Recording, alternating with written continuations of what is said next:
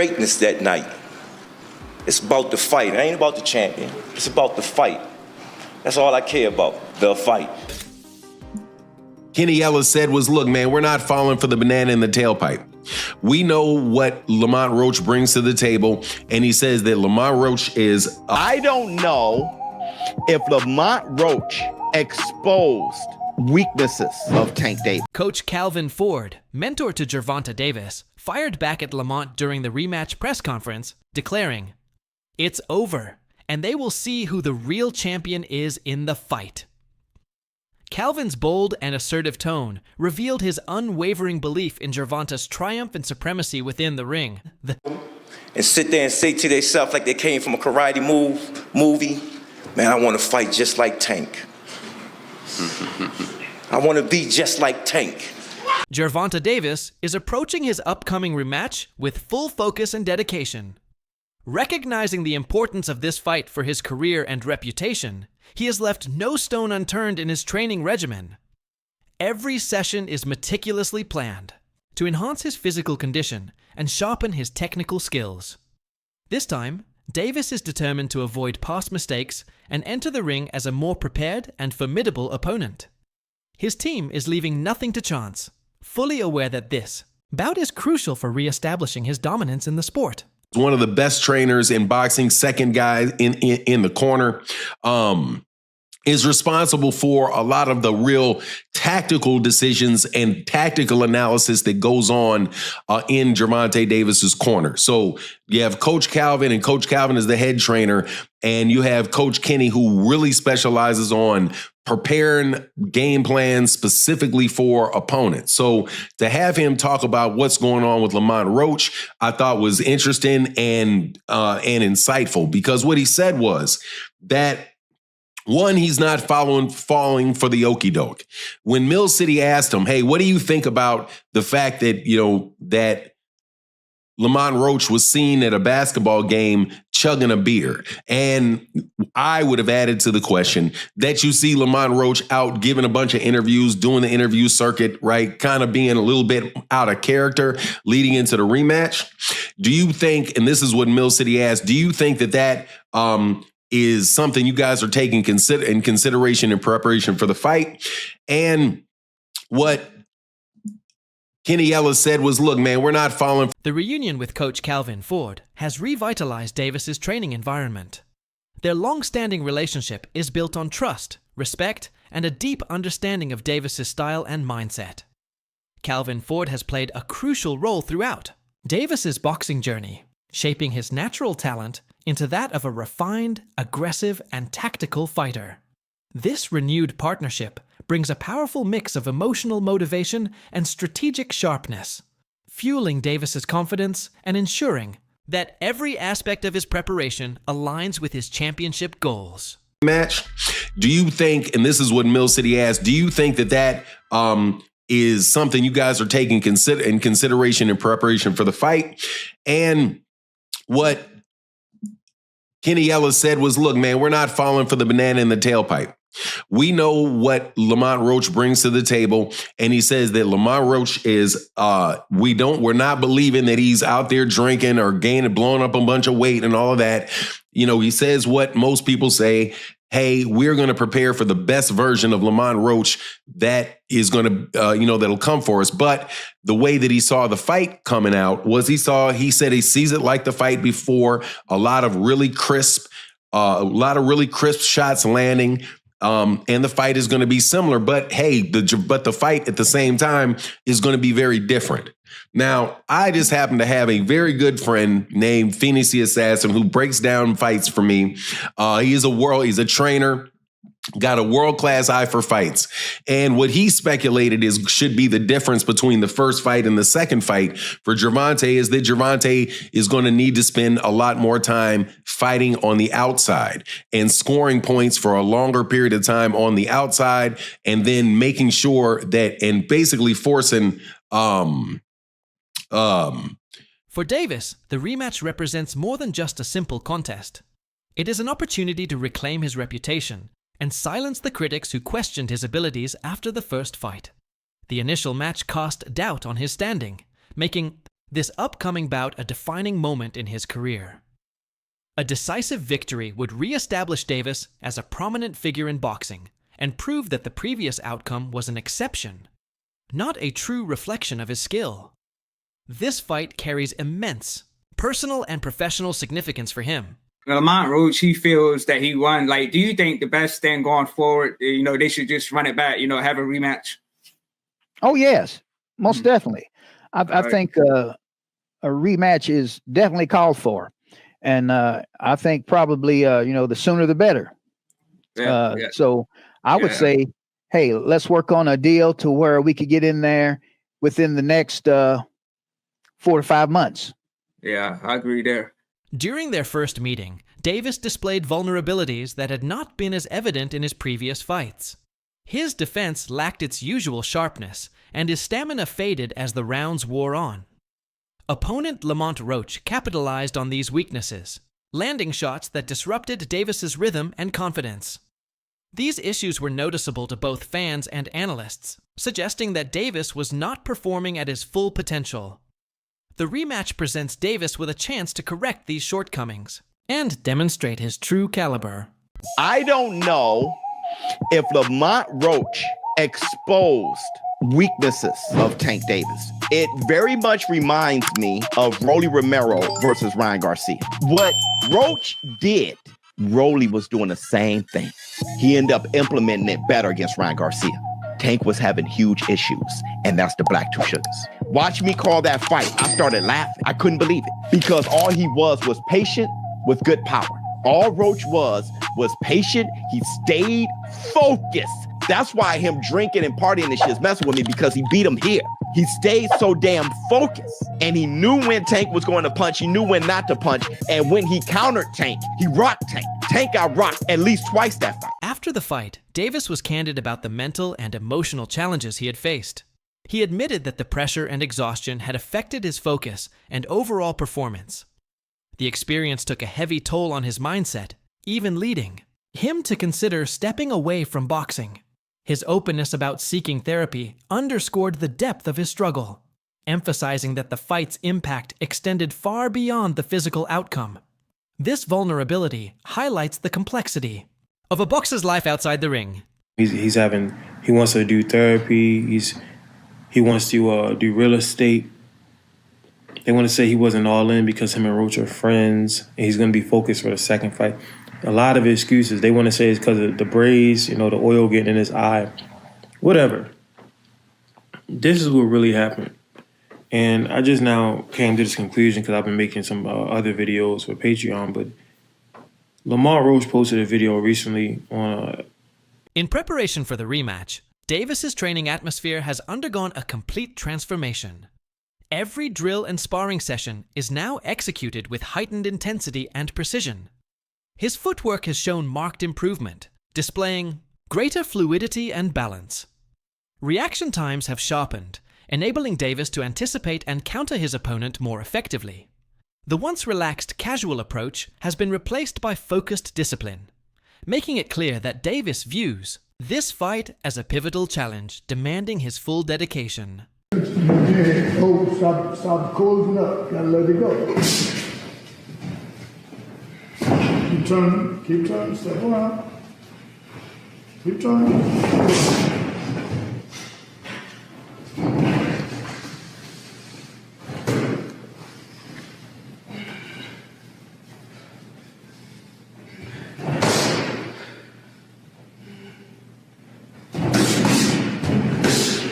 The stakes in this fight go far beyond titles or rankings.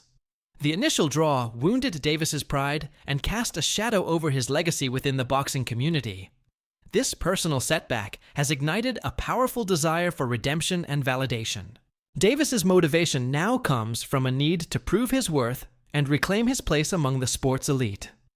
The rematch is not just a contest, it's a battle for respect, identity, and honor, making it a highly charged encounter fueled by deep personal conviction. We got to talk about it. So Tank officially came out and says that he wants to put this rematch as early as May. Now, if that were to happen, Lamont Roach gets a second time to prove himself. Now, in my personal opinion, his stock has already risen. He is already notable. The fact that he went toe-to-toe with Tank on a decision that ended in a draw, whether he loses this second fight or not won't even matter. Because he's directly in line to go against the Keyshawn Davis, the Shakur Stevensons, and etc., the Devin Haneys, and etc. I can see him moving up and going against a Devin Haney or Ryan Garcia or somebody like that. So many people to fight. Lamont Roach has definitely proven himself. But let's talk about something else. And that is the hairstylist situation. In my humble opinion, I believe she should have been quiet. As a hairstylist, there was nothing for you to say. There was nothing for you to say. No fan in boxing was going to look at them like, I don't want her braiding my hair.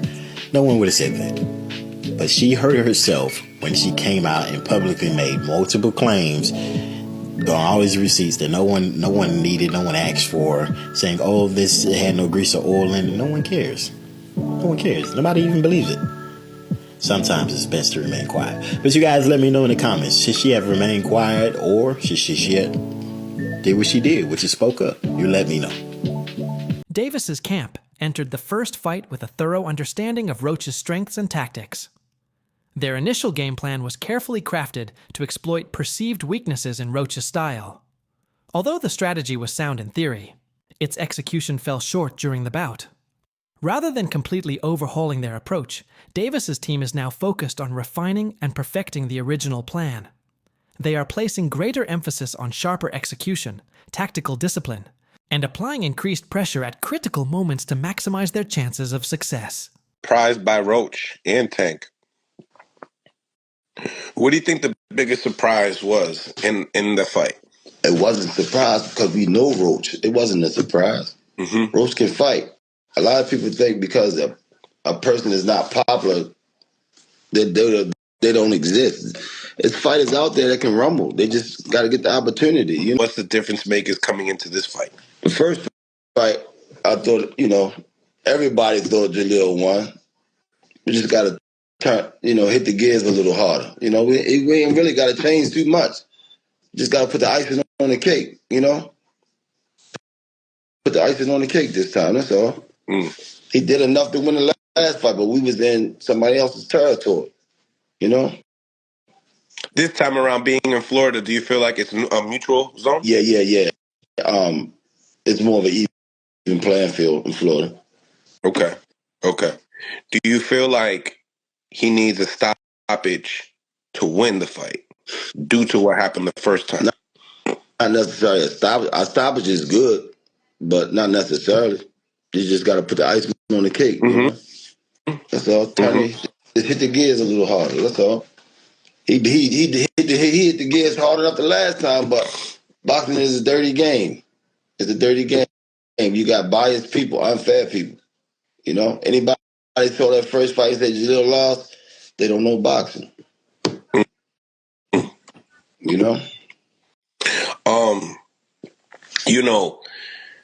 If Jalil is successful in this fight, what do you guys expect for Jalil? And then, obviously Eddie Hearn had a lot to say when Jalil took that loss. Fallout from the controversial first bout. He observed that Davis found himself isolated following He noted that Davis found himself isolated after the match, with many in the boxing community quick to criticize and question his status. Lopez emphasized how this atmosphere of scrutiny and doubt could affect a fighter's confidence and public perception.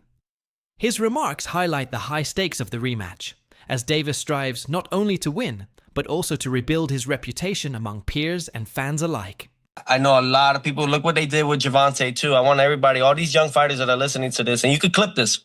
It's a short part right here. I got you. To Ryan could clip this right here.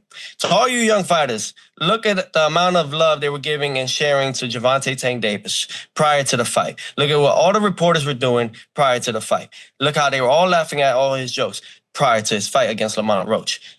After the fight, look how many were waiting to down this man. Down him. See, I'm going to talk my smack with Tank, but that's because I want to fight him. That's me. I can say that. But I just want all you young fighters to really look about it. they don't care about us. Yeah. They won't ever care about us. When you're winning, they're going to be there. But they're waiting for any moment to slip up. Just a man, even a draw, look how much hate he got out of it. Yeah, not to get deep, but you know, it's a part of our psychology. We have to learn how to care about other people. You know what I mean? The rematch carries critical importance for both fighters. It represents a chance to settle unanswered questions and solidify their respective positions in the sport. Avoiding this fight could leave lingering doubts and tarnish their legacies. Both Davis and Roach know that this bout will be closely scrutinized and remembered, making it essential for them to perform at their peak. This shared understanding adds an intense competitive edge to their preparations and mindset as they head into the fight. Shout out to my man Lamont. All right, so you sparred Lamont Roach in preparation for his bout with Gervonta Davis. Absolutely. First, what did you think of the fight? What did I think of the fight? It's a little different for me because it's definitely a point of bias there. Wait, let me put out a disclaimer. He's from Baltimore. Definitely, I mean, East Baltimore all day. But I'm looking at it from a point of bias because his dad, you know, Ben Johnson Sr. and all them guys that was down there, the coaches Tim and everything like that, they all good people. So I got to know them on a more personal level. And then I get to see like how hard a world champion works. And not only that, to see how he treated his people. So I was going for him just off of personality alone, but everything else, he made me believe in Kent for real. Because me and him like have similar personalities. Know what I mean, as far as the ring, you know what I mean? So everything we was ready for, like the talking shit and everything like that, because that was coming from me, you know what I'm saying? Me and Lamont, so everything was just everything for real. But everything else, he made me believe in Kent for real. Because me and him like have similar personalities. Know what I mean, as far as the ring, you know what I mean? So everything we was ready for, like the talking shit and everything like that, because that was coming from me, you know what I'm saying? Me and Lamont, so everything was just everything for real. I think he should have won too, you know what I'm saying? But actually when I was there, I thought they actually was gonna like rob him, you know what I mean? But you can't, you know what I mean? You can't deceive the people that's there for what they saying for real. So you felt like he should have got the nod in the decision? Especially with all the other controversy too, it should have been overturned, but we know how boxing works, but I mean, we running it back for a reason, you know what I'm saying? Did that teach you a lesson, though? Absolutely, you know what I mean? But you got to just do, it seemed like, because I feel like he did, not only did he shock the world, it's like, I guess you just got to do more on top of that. Like, you just got to do more, I guess. Roach's performance in the initial fight impressed many, showcasing his tactical skill and composure. He proved he could compete effectively at the highest level, matching Davis's speed and power. His strategic approach kept Davis on the defensive at times, earning him respect as a worthy opponent. Heading into the rematch, Roach has the opportunity to build on this foundation by sharpening his speed, increasing precision, and maintaining mental discipline to secure a decisive victory. Tank became a ballsy fighter, which he's never been, according to everybody in the D.C. and Maryland area. You know, like, but there were now it's all coming out. It's all coming out. It's already been known before, but we never got to see it because nobody pushed Tank. There were points early in that fight. I thought Tank was out hustling Lamont. He was, Lamont wasn't taking charge early on, and Gervonta, who's normally, but he was getting hit with straight left hands and getting turned and hit with straight left. His nose and mouth were red. But he wants you to. But that's the thing. What Tank does, what Teddy Atlas yelled at Michael Moore about. Tank wants to be able to hit you and hope you leave him alone. And when you don't do that, he starts to fade and fold. Okay. That's not championship caliber mentality. We're talking about two guys who weren't big punchers. Okay, 12 rounds, I can hit you and make you miss, and hit you and make you miss, and hit you. But I can keep the game plan. You can keep the game plan. So what if Gervonta goes out there and shows his boxing skills? Let's compare it to, say, a Tommy Morrison, who used to blow you away, but if he couldn't, he was gone. He was gassed out after a few rounds. There's a mentality where... But Tank's not that guy we saw against Isak Cruz. He was able... Okay, even there, Isak Cruz, looking back now, even Valenzuela outboxed Isak Cruz. Okay, dude. I mean, come on. But did he do it? Apply the trade. Listen, it happens. Well, we don't know exactly. Your hands are going to be bruised. Did he get surgery after the Isak Cruz fight? No. I don't know. Maybe. I had a ton of surgeries. I had a ton of surgeries that the public knew nothing about. So I don't know. I mean, They kind of know. So Paulie, you can see where you can see hand surgery scars. You see my scars? I got a tic-tac-toe board all over my hand. When you get surgery, you can see that. But Paulie, his argument, and you guys are on different sides of it in a different way, where he says tactically there's more to add to Gervonta. Gervonta could have done things that he didn't do. Physically, there's a lot he's capable You of. see it mentally. Yes. Is that harder to deal with? I believe so, because physically, Gervonta has all the goods. That's why he's sold as the product he sold at. You look at Gervonta physically, speed, athleticism, power, timing, ability to change directions. If this guy has balls, he's really a pound-for-pound fighter that everybody claims he is. But because he doesn't have balls, I don't know that he's even a pound-for-pound fighter. I don't even know that he would be a lightweight champion if they didn't mix and match his opponents accordingly. You know what I'm saying? He probably shouldn't even be a lightweight champion now because Lamont Roach beat him the other week. I got a great saying. So you always say if my aunt had balls, she'd be my uncle. Yeah. Shakur Stevenson, who has previously sparred with Roach, offered valuable insight into Roach's strategy and abilities. Stevenson praised Roach's defensive skills, highlighting how effectively they neutralized Davis's offensive tactics. His endorsement of Roach as a strong contender adds credibility to Roach's chances in the rematch. Stevenson's confidence in Roach underscores the competitive nature of the fight and suggests that Davis will face a well-prepared, technically skilled adversary. That's it for today's video. Stay tuned. Until next time.